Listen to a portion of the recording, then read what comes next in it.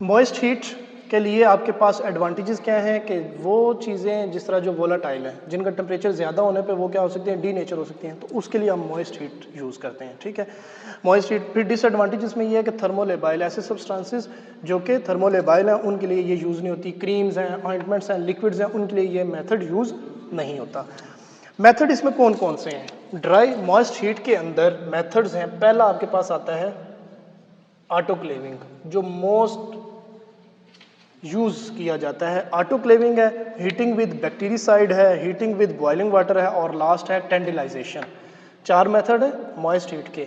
उसमें आपके पास पहला आ जाता है ऑटोक्लेविंग है, फिर हीटिंग विद बैक्टीरिसाइड है, हीटिंग विद बॉइलिंग वाटर है, जैसे आपका बॉइलिंग वाटर है वो भी आपकी क्या है, स्टेरिलाइजेशन ही है, और आपके पास टेंडिलाइजेशन है। जैसे अगर आप बॉइलिंग वाटर क्या है, आप किस लिए इस्तेमाल करते हैं? अगर पानी आपका क्या हो जी ख़राब हो तो आप उसको क्या करते हैं, बॉयल किया, उसको फिल्टर किया, तो ये भी एक मेथड ऑफ स्टेरिलाइजेशन ही है।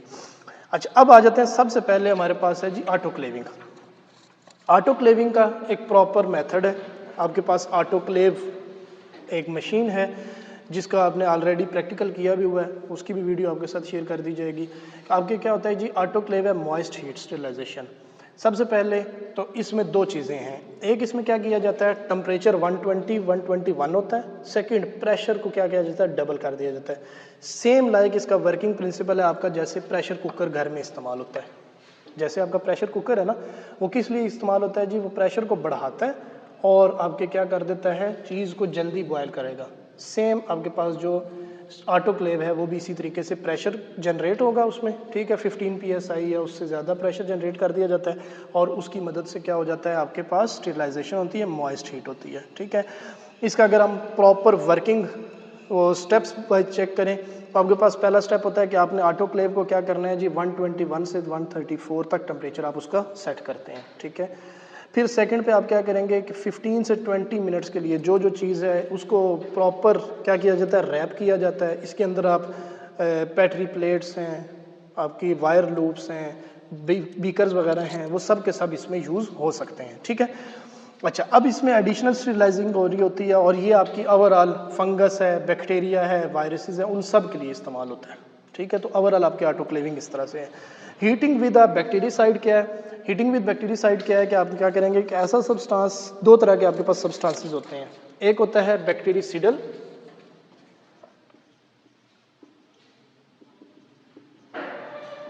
और एक होता है बैक्टीरिस्टैटिक। सीडल, सीडल फॉर आपके पास सुसाइडल से है। सीडल से मुराद है कि ऐसा सब्सटेंस है जो कि बैक्टीरिया को क्या कर देगा, किल कर देगा।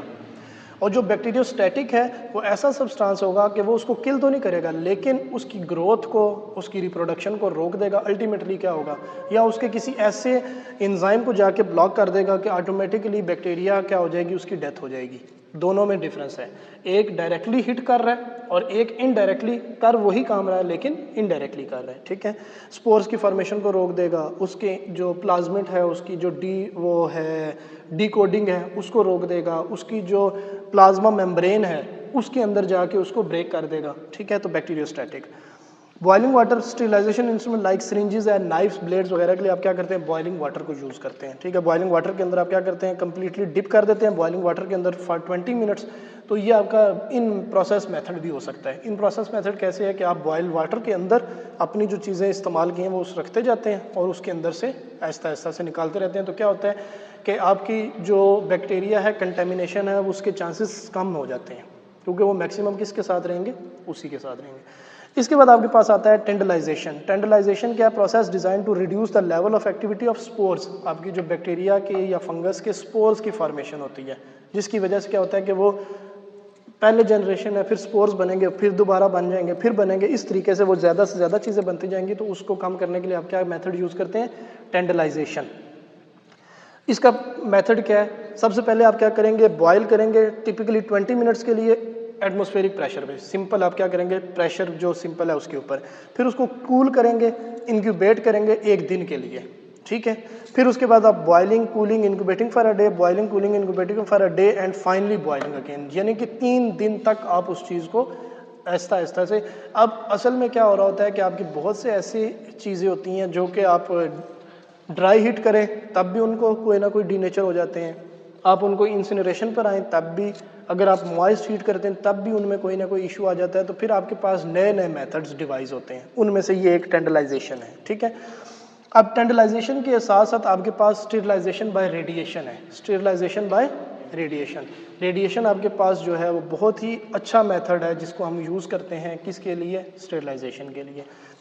मतलब आप कह सकते हैं कि ये जो पुराने मेथड्स हैं ये पुराने मेथड है as compare to radiation. Radiation को हम कह सकते हैं कि 50-60 ईयर्स, क्योंकि एक्सरे के बाद आपकी रेडिएशन है, एक्सरेज आपकी 1920s में दरियाफ्त हुई है, उसके बाद रेडिएशन की तरफ हम आए हैं, ठीक है। एडवांटेजेस आपके पास क्या है, प्रिजर्वेशन ऑफ फूड वगैरह के लिए आप इसको यूज़ करते हैं, ठीक है।